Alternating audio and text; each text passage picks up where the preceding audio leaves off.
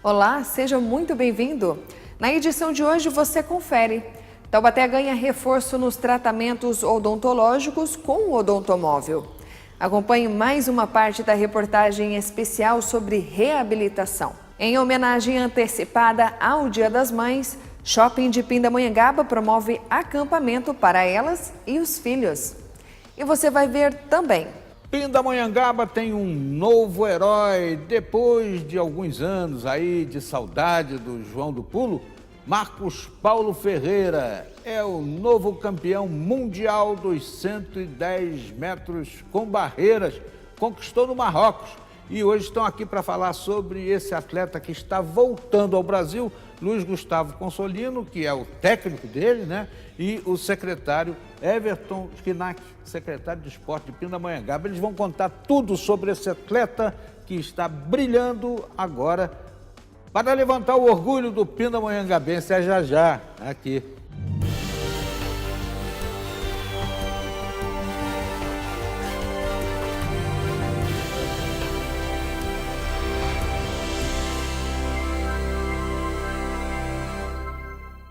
A partir desta segunda-feira, Taubaté passa a contar com um reforço no atendimento odontológico municipal. A repórter Carolina Silva tem mais detalhes. A intenção da Prefeitura é que esses dois trailers, chamados de odontomóvel, deem suporte ao atendimento à saúde aqui em Taubaté. Nós vamos conversar com o secretário de Saúde, o João Hebran, e ele vai contar mais pra gente sobre esses trailers. João, conta pra gente qual que é a estrutura do atendimento, os equipamentos que tem lá dentro. Na verdade, esse trailer, né, nas duas unidades, eles estarão nas unidades básicas de saúde e logo depois também nas escolas, fazendo todo o atendimento de saúde bucal. De certa maneira, um atendimento básico, aquele atendimento especializado terá que vir ao CEL. Esse atendimento vai fazer a complementação daqueles locais onde a demanda é muito grande. Lembrar que durante todo um período nós sofremos muito em relação a atendimentos novos, né, principalmente da saúde bucal, pelo desemprego, né, o fator inerente ao que o país vem sofrendo. Sem dúvida nenhuma, essa é uma resposta. Hoje nós estamos com 2 trailers que vai então fazer essa complementação nos atendimentos, tanto da UBS como também das escolas municipais. Qual é a estrutura, né? Quem que vai atender a população? Quais são os equipamentos que tem lá dentro do trailer? O odontomóvel vai se localizar a partir de segunda-feira lá na UBS do Resende e do Piratininga, né? Do SF lá do Piratininga. Lá vai fazer o quê? Vai fazer o atendimento daquela população que está localizado e que faz o atendimento na unidade básica. Então ele vai complementar. Então existem as pessoas que estão com espera, elas vão ser chamadas. Teremos lá um dentista na manhã, um dentista à tarde, fazendo o atendimento, tanto o atendimento que é, por exemplo, para extração dentária, como também para a sua cárie, raio-x, né? Esses equipamentos estão localizados dentro desses trailers. É um trailer totalmente completo, com ar-condicionado, cadeira odontológica, raio-x, fazendo com que o atendimento possa ser integrado e adequado.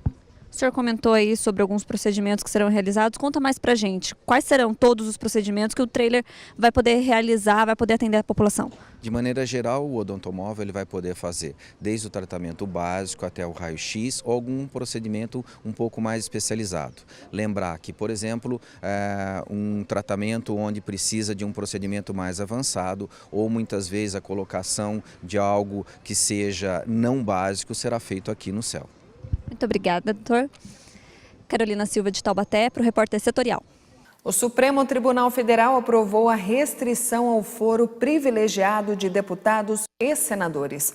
O placar de votação foi unânime, 11 votos pela restrição do foro em casos de crimes comuns. A partir de agora, os processos dessa natureza devem ser julgados pela primeira instância da Justiça. Num longo voto de 2 horas, o ministro Gilmar Mendes afirmou que o fim ou a restrição do foro privilegiado não vai acelerar os julgamentos. Nós temos que fazer muito, presidente, para que a nossa justiça criminal atinja o nível de ruim.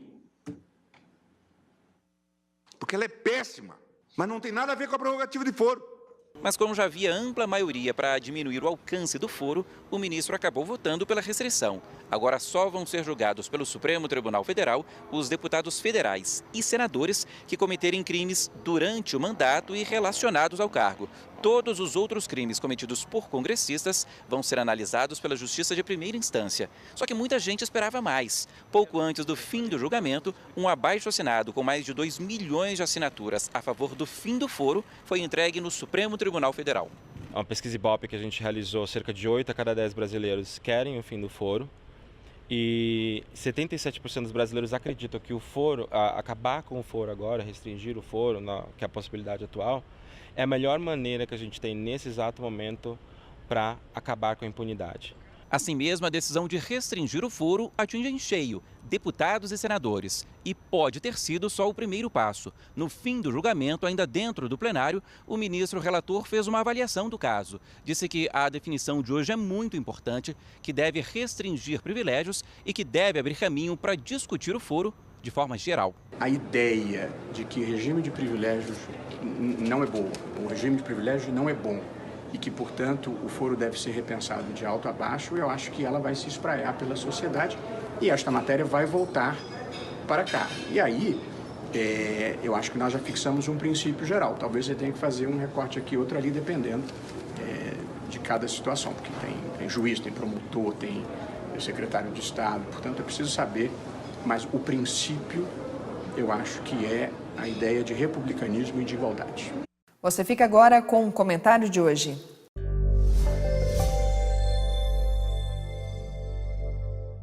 Amigos, desde que o Supremo decidiu aí restringir o foro especial, agora só as coisas que acontecerem no mandato e com relação ao mandato é que estão cabíveis de serem discutidas na Suprema Corte, tem gente que não dorme mais preocupado que os processos começaram a descer. São 500 inquéritos, mais ou menos, que tramitam no Supremo, 29 já foram para a instância inferior, 7 deles só do ministro Dias Toffoli. E vem mais chumbo, vem mais coisa. Aí a gente vê como é que a coisa é acompanhada lá no exterior. O jornal britânico destaca que a decisão foi um feito histórico, mas aqui há juristas que dizem que isso aí vai encobrir determinadas situações, porque voltando ao primeiro grau de jurisdição, o processo tende a prescrever no tempo. Que loucura isso, né? Bom, o presidente Michel Temer disse que é favorável a que essa medida seja estendida aos 3 poderes, inclusive o executivo. Aí a gente fica pensando, e os ministros que estão lá no governo e que têm lá seu rabinho preso com essa situação? Será que realmente tem algo de sincero nessa história de querer que a coisa aconteça para os 3 poderes ou é um pouquinho de jogar água fora da bacia?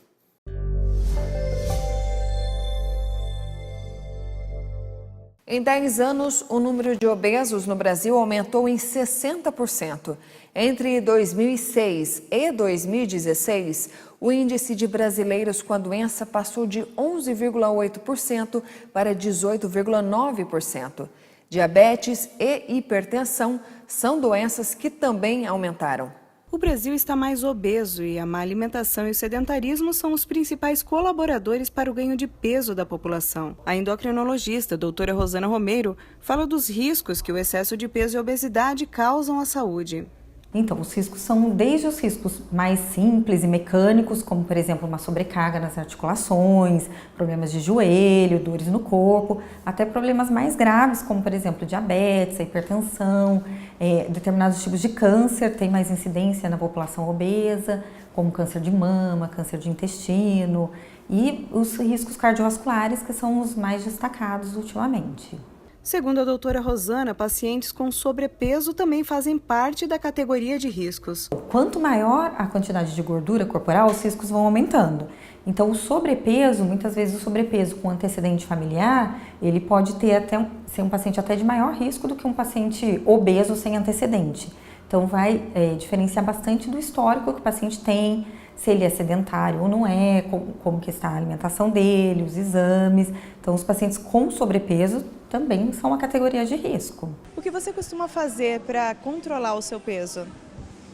Bom, costumo fazer exercícios e procuro cuidar da alimentação também, procurando comer coisas mais leves, menos gordura, menos sal. Eu faço a musculação, os exercícios daqui, né?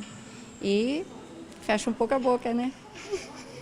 Para nós, educadores físicos, a atividade física promove para o ser sedentário ou para a pessoa obesa um bem-estar. Primeira coisa, a gente tenta mudar a qualidade de vida dessa pessoa, trazendo ela para uma rotina diária do que ela não tem, tá? O que é importante é ela praticar atividade física? Ela vai estar tendo um gasto calórico que vai combater o quanto de caloria ela consome diariamente em suas refeições. Então tem que ser uma balança meio igual. Ela consome lá, um exemplo, 1000 calorias diárias e vai ter que vir para uma academia, para uma atividade, somando as atividades cotidianas do dia, ela vai ter que gastar um pouco mais. A isso ela vai estar sempre o quê? Ou se mantendo no peso adequado, ou perdendo um pouco de massa gorda, que a gente fala, e sempre buscando melhorar a massa magra para manter o metabolismo em bom funcionamento. A dica é comer simples, fácil, né? Alimento do dia a dia. Então voltar a trazer para a mesa o arroz com feijão, os legumes, as saladas, as frutas, né? De 3 a 5 frutas no dia. E evitar um pouco os alimentos ultraprocessados e os processados, né? Que são esses alimentos mesmo industrializados. Então, uma bolacha, um biscoito recheado, né? E mais para o básico mesmo. E para como fazer isso, né, com essa correria? A gente precisa se organizar. Taubaté lançou um alerta para novo risco de proliferação do mosquito Aedes aegypti. Depois de uma nova análise de densidade larvária realizada entre março e abril, que fez vistoria em 6.000 imóveis. O resultado ficou em 3,5. De acordo com o Ministério da Saúde, o índice de tranquilidade é 1,0 ou até menos. Acima do nível de 1,5 há risco de epidemia. E de acordo com a vigilância epidemiológica, foram registrados 23 casos positivos de dengue contraídos na cidade e mais 4 casos importados da doença. Foram confirmados também 5 casos de chikungunya e nenhuma ocorrência de zika. E depois do intervalo você confere mais uma parte da reportagem especial sobre reabilitação. Voltamos já.